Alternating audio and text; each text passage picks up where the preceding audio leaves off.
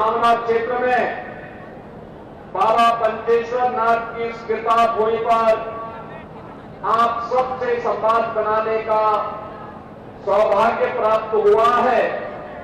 इस पावन धरा को नमन करते हुए मैं आप सबका हृदय से स्वागत करता हूं, अभिनंदन करता हूं। बहनों और भाइयों, मुझे बताया गया कि यह क्षेत्र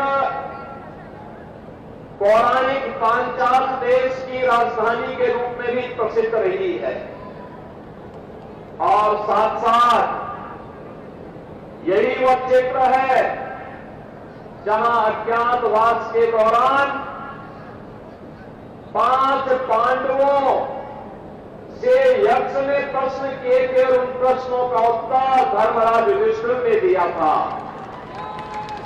और यहां के बारे में कहा बरोना धाम जो श्याम ठाकुर की कृपा का धाम बन चुका है, उस धाम में पूर्णिमा के दिन लाखों की संख्या में श्रद्धालु आकर के अपनी मनोकामनाओं की पूर्ति करते हैं।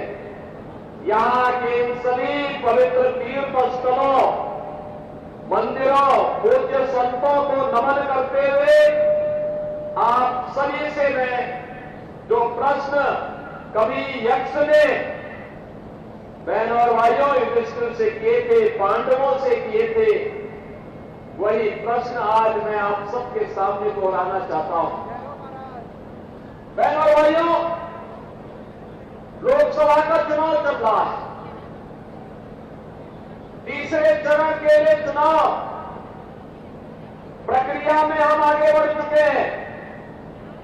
2 चरणों के चुनाव संपन्न हो चुके हैं।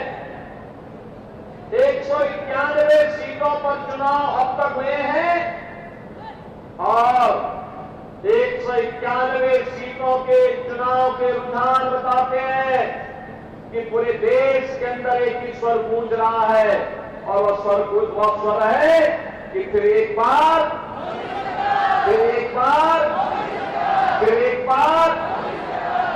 मोदी सरकार।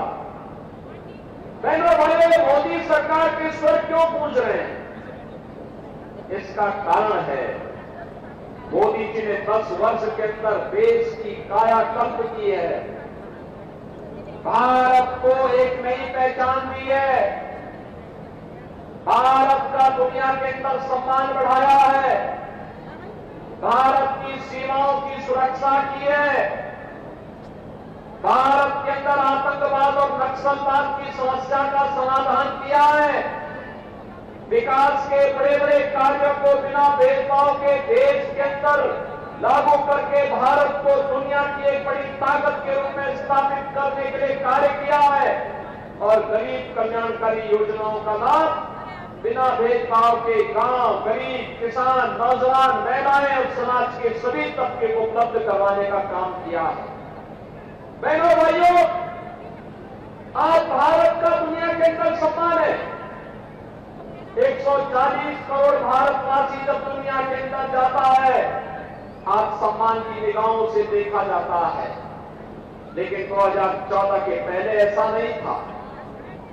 आज भारत की सीमाएं सुरक्षित हैं, लेकिन 2014 के पहले ऐसा नहीं था। 2014 के पहले दुश्मन कभी भी भारत की सीमा में घुसपैठ कर जाता था। आतंकवाद और नक्सलवाद 2014 के पहले सिर चढ़ करके बोल रहा था।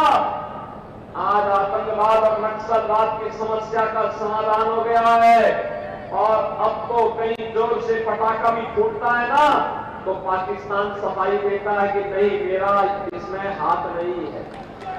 बहनों भाइयों, ये वही हिंदुस्तान है 2014 के बाद के हिंदुस्तान को पहचानो। आज हाईवे बन रहे हैं, रेलवे के काम हो रहे हैं, मेट्रो की लाइन बिछ रही है, रैपिड रेल बन रहे हैं, IIT, IIM, multi Stephen medical college, IIIT, NIT, world class university, ये सभी बन रहे हैं, नए नए उद्योग लग रहे हैं, हर घर नल की योजना भी लागू हुई है। और यही नहीं बहनों भाइयों, गरीब कल्याणकारी योजनाओं का लाभ किस रूप में 80 करोड़ लोगों को फ्री में राशन की सुविधा का लाभ,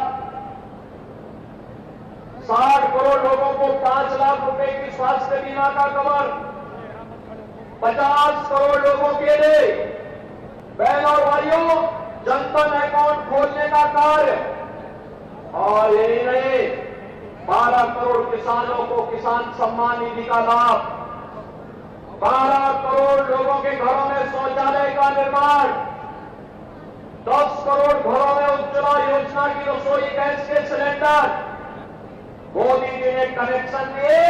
होली और दीपावली में उत्तर प्रदेश सरकार फ्री में रसोई गैस भी उपलब्ध करवाने का काम कर रही है उन लोगों को। बहनों और भाइयों 4 करोड़ गरीबों के मकान बन गए और अगले 5 वर्ष के लिए 3 करोड़ नए मकान बनाने का भी संकल्प मोदी जी ने कर लिया। आप सोचो ये जितनी योजनाएं दी गई किसी जाति मजहब को ध्यान में रख के दी गई क्या? बिना भेदभाव के सबको दी गई।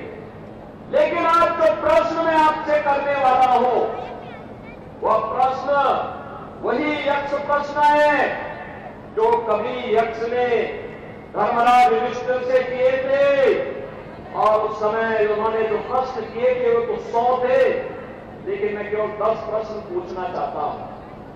और आप पूछिए, ये सपा बसपा कांग्रेस के प्रत्याशियों से प्रश्न पूछिए, ये प्रश्न इसलिए पूछिए और उनसे बोलिए कि कांग्रेस सपा बसपा को देश के अंदर कांग्रेस को लगभग 60 से 65 वर्षों तक शासन करने का अवसर प्राप्त हुआ था। समाजवादी पार्टी, बहुजन समाजवादी पार्टी को प्रदेश के अंदर 3-3, 4-4 बार सत्ता में आने का अवसर प्राप्त हुआ था। इन्होंने प्रदेश और देश के सामने क्या समस्याएं खड़ी की थी, और इसीलिए मैं आपसे पूछता हूं कि देश के सामने पहचान का संकट करने का दोषी कौन है? देश के सामने सुरक्षा का संकट पैदा करने वाले कौन दोषी हैं? देश को विकास से वंचित करने के दोषी कौन? देश में भूखमरी से हुई मौतों का दोषी कौन? देश में अन्नदाता किसानों की मौत का जिम्मेदार कौन? जो आत्महत्या कांग्रेस की सरकार में अन्नदाता किसान करता था, इसका दोषी कौन है?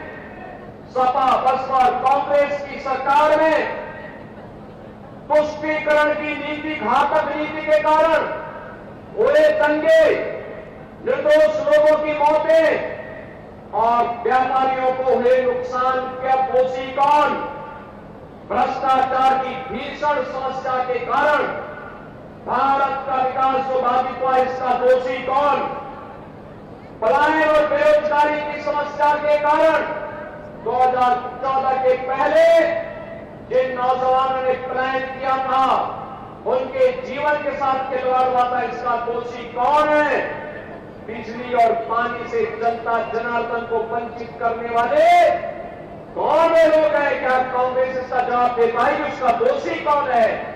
और अंत में बहनों और भाइयों जो 10वां प्रश्न है वह ये कि इतने दशकों तक शासन करने के बाद भी कांग्रेस सपा बसपा आपकी आस्था के साथ खिलवाड़ करती रही, इसका दोषी कौन है? बहनों और भाइयों ये वही कांग्रेस है, ये वही सपा है, ये वही बसपा है। जब सत्ता में आए थे तब कहते थे, कांग्रेस के लोग कहते थे राम हुए ही नहीं, समाजवादी पार्टी के लोग कहते थे कि अयोध्या में परिंदा भी पर नहीं मर सकता। आखिर आज सत्ता से वंचित हुए, अब कैसे तड़प रहे हैं लोग? जैसे बिन पानी मछली तड़पती है, क्योंकि अगर सत्ता के लोग रह नहीं सकते। आप सोचिए समाजवादी पार्टी के हाल को देखिए। कल्याण सिंह जी का पूरा जीवन उत्तर प्रदेश के विकास के लिए, श्री राम जन्मभूमि के लिए समर्पित था, और स्वर्गीय कल्याण सिंह जी की जब मृत्यु हुई, समाजवादी पार्टी ने अपने संवेदना के एक भी शब्द नहीं व्यक्त किए। कल्याण सिंह जी प्रदेश के पूर्व मुख्यमंत्री, राज्यपाल, और उनकी दुखद मृत्यु पर समाजवादी पार्टी के पास संवेदना के एक भी शब्द नहीं। मुलायम सिंह जी की मृत्यु हुई, मैं स्वयं गया था, मैं सेफई गया था, लखनऊ भी गया था, सेफई भी गया था, श्रद्धांजलि देने के लिए गया था। लेकिन बहनों और भाइयों, ये समाजवादी पार्टी के यही लोग एक माफिया की मौत पर कैसे घड़ियाली आंसू बहाते हैं। आपने अभी देखा होगा, एक माफिया के मरने पर हत्या करने के लिए गए इस माफिया के घर। जो लोग हिंदुओं के मरने पर संवेदना न व्यक्त कर सकते हो और माफिया के मरने पर हत्या पढ़ते हो, क्या उनको सत्ता में आने का अधिकार है? क्या उनको सत्ता में आने का अधिकार है? क्या ये लोग जाति का सहारा लेंगे लेकिन परिवार तक सीमित हो जाएंगे। आपने देखा होगा, समाजवादी पार्टी ने एक ही परिवार के सब लोगों को निकलते, अपने ही परिवार के सब लोग, परिवार के बाहर कोई नहीं है, परिवार के बाहर सोच ही नहीं है, जाति का सहारा लेंगे। लेकिन बहनों और भाइयों, घूम फिर करके परिवार में आएंगे। और ये तो महाभारत की धरती है, महाभारत के रिश्ते देखने को उसके सबसे अच्छे नमूने समाजवादी पार्टी के लोग हैं। वहां सभी पात्र महाभारत के मिल जाएंगे। और इसीलिए मैं आप सबसे कहने के लिए आया हूं, कांग्रेस और सपा बसपा का जो हिडन एजेंडा है, उनके घोषणा पत्र से उजागर होता है। वे फिर से प्रदेश को, देश को दंगों की आग में झोंकना चाहते हैं, भारत का विभाजन की आधारशिला रखना चाहते हैं। मेहनत के बाद भारतीय जनता पार्टी की सरकारों ने सुरक्षा का, निवेश का, रोजगार का जो बेहतर माहौल बनाया है, इसमें बैरियर बन करके लोग आए हैं। हमें देश के विकास में किसी को बैरियर नहीं बनने देना चाहिए। अगर कांग्रेस सपा बसपा चाहती, कांग्रेस चाहती देश की आजादी के तत्काल बाद अयोध्या में राम जन्मभूमि के भव्य मंदिर के निर्माण का मार्ग प्रशस्त हो गया होता। कांग्रेस ने तो कहा राम हुए ही नहीं, यानी हमारे आराध्य देव को अपने स्वयं की जन्मभूमि के लिए प्रमाण जुटाने पड़े। लेकिन सत्य को कोई झुटला नहीं सकता है। अर्थतः वही हुआ, अयोध्या में राम मंदिर का निर्माण हुआ है ना। क्या ये कांग्रेस सपा बसपा के लोग कर पाते? क्या ये लोग कर पाते? क्या आतंकवाद की समस्या का समाधान ये लोग कर पाते? क्या नक्सलवाद की समस्या का समाधान ये लोग कर पाते? क्या भ्रष्टाचार पर प्रहार कांग्रेस सपा बसपा के लोग कर पाएंगे? क्या सुरक्षा का माहौल ये दे पाएंगे? क्या और माफिया से निपटने का काम ये लोग कर पाएंगे? क्या? अरे तो माफिया और बंगालियों को अपने गले का हार बना करके घूमते थे। और तो भारतीय जनता पार्टी की सरकार है जो माफिया कल तक सत्ता का सरपरस्त बन करके आम जनता को, व्यापारी को, बेटी को तबाह करता था। आज गले में तख्ती लटका करके घूमे घूमे फिर रहा, कहता साहब जान बकस दो एक बार, बस ठेला लगा करके भरोगा। और इन माफिया अपराधियों को ठेला लगाने के लिए मजबूर कर दो। मेहनत कैसे होती है ये करना सिखाओ इनको, नहीं तो ये लोग गरीबों के आंखों पर टकैती डालेंगे, कमजोर लोगों को तबाह करेंगे, व्यापारियों से रंगदारी वसूली करेंगे, नौजवानों के हाथों में तमचा लहराने का काम करेंगे। हमें नौजवानों के हाथों में तमचा नहीं, हमें उसके हाथ में टैबलेट देना है, टैबलेट, जिससे वहां एक स्मार्ट यूथ के रूप में देश के विकास में और मोदी जी के विजन के अनुरूप विकसित भारत के निर्माण में अपना योगदान कर सके। हमें व्यापारी से रंगदारी वसूली करने वाले लोग नहीं चाहिए, व्यापारी को स्वनिधि देने वाली सरकार चाहिए, स्वनिधि का तोहफा देने वाली सरकार चाहिए। हमें गरीब और कमजोरों की लैंड पर कब्जा करने वाले माफिया नहीं चाहिए। हमें तो उन्हें स्वामित्व योजना में मालिकाना अधिकार देने वाली सरकार चाहिए और ये काम केवल भाजपा कर सकती है। और इसीलिए मैं आया हूं कि जाति के सौदागर परिवार जाति के नाम पर आएंगे, परिवार का पेट भरेंगे और बाद में जनता की अमानत पर, उनकी इज्जत पर भी हाथ डालने का काम करेंगे। इन लोगों को दोबारा सत्ता में आने का कोई अधिकार नहीं।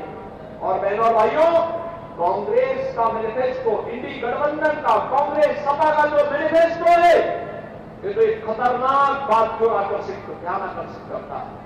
ये कहते हैं अपने मैनिफेस्टो में,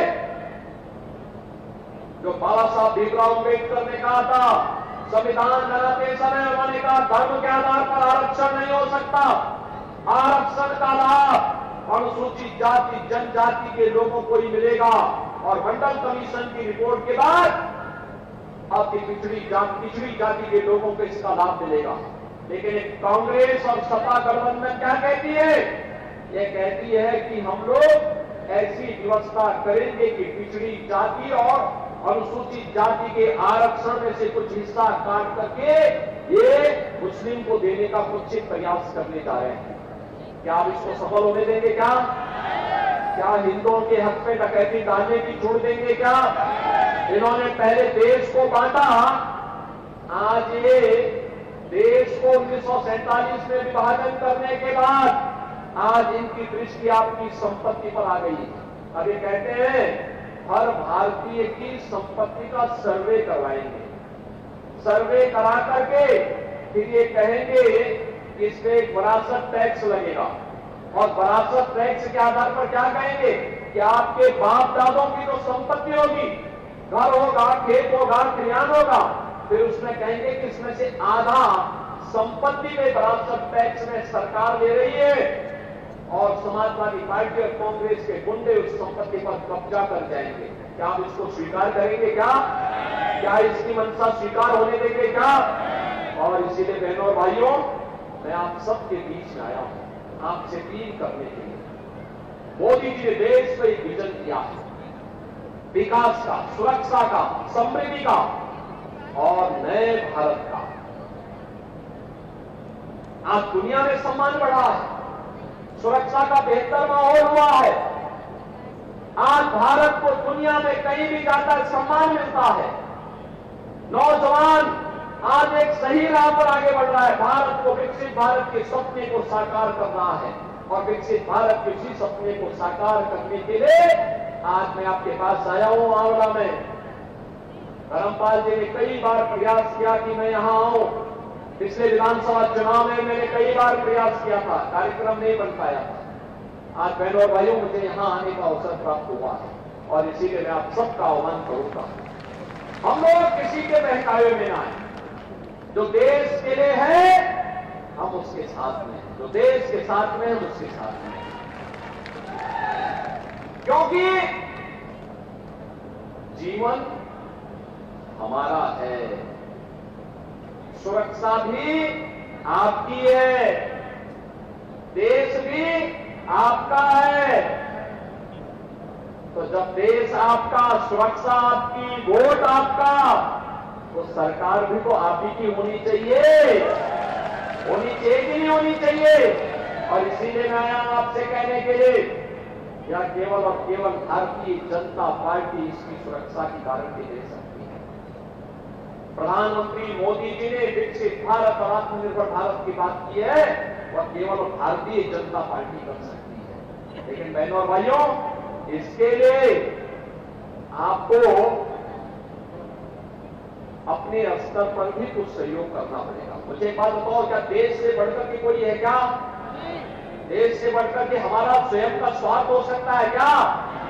अरे देश का हित होगा तो हमारा भी हित हो जाएगा उसी। और इसीलिए चुनाव के दिन सबसे पहला काम मतदान, पहला काम मतदान, और दूसरा कार्य ये देख करके कि देश के हित में, देश के विकास के हित में देश की सुरक्षा के हित में भारत की सनातन आस्था का सम्मान करने वाली सरकार चाहिए और वह केवल और केवल भारतीय जनता पार्टी होगी। और इसी के लिए मैं आपके पास आया हूं। बहनों और भाइयों, इस क्षेत्र का यानी आंवला क्षेत्र से तो मुझे कई बार मेरे साथ में हम लोग साथ साथ काम किए। स्वर्गीय राजवीर सिंह जी कई बार हम लोग संसद में साथ साथ थे। मुझे गोरखपुर से 5 बार सांसद बनने का अवसर प्राप्त हुआ था और इसमें स्वर्गीय राजवीर सिंह जी हमारे साथ हम लोग साथ साथ सांसद। आज हमारे बीच में उनका पुत्र यहां मंच पर भारतीय जनता पार्टी के लिए कार्य कर रहा है। वो सर्वराज सिंह जी भी थे, लेकिन हो सकता है कि कुछ विचलन हो, लेकिन देर आए दुरुस्त आए। अवश्य उनका आशीर्वाद भी भारतीय जनता पार्टी के प्रत्याशी को प्राप्त होगा, देर से देर जरूर प्राप्त होगा। और मैं चाहूंगा कि कहीं भी भटकाव नहीं होना चाहिए। हम राष्ट्रवादी मिशन के साथ जुड़े हैं, राष्ट्रवादी मिशन के साथ हमें आगे बढ़ना है और इसीलिए मैं आप सबसे अपील करूंगा कि हमें भारत के हित के लिए मोदी जी को तीसरा कार्यकाल देना है, क्योंकि मोदी जी के तीसरे कार्यकाल में पहले 3 वर्ष में ही भारत दुनिया की तीसरी बड़ी अर्थव्यवस्था बन जाएगा और वह हर भारत के लिए गौरव की बात होगी। आप चाहते हैं कि भारत दुनिया की एक ताकत बने? आप चाहते हैं भारत दुनिया की एक ताकत बननी चाहिए? यह काम केवल भाजपा कर पाएगी और इसके लिए आंवला संसदीय क्षेत्र के मतदाताओं से मैं अपील करूंगा, मेरी अपील होगी आप सबको मोदी जी का और योगी जी का प्रतिनिधि बनकर के घर घर जाना होगा। जाएंगे, घर घर जाएंगे, लोगों से अपील करेंगे और स्वयं भी धर्मेंद्र कश्यप बनना पड़ेगा। बनेंगे, घर घर जाकर के जनता जनार्दन से अपील करनी है और एक ही अपील करनी है और वो अपील ये करनी है कि धर्मेंद्र कश्यप को रामायण काल के संबंधों को निभाने के लिए आया है। जब प्रभु राम की नैया को पार करने के लिए केवट आया था, उसी केवट के प्रतिनिधि के रूप में वो आपके बीच आया है। इस क्षेत्र के विकास को एक नई ऊंचाई तक पहुंचाने का काम करेगा और इसके लिए विजयी बनाने के लिए कार्य करना करेंगे। आप सभी लोग कार्य लोगों से करवाएंगे भारी बहुमत से। तो मेरे साथ बोलेंगे भारत माता की, भारत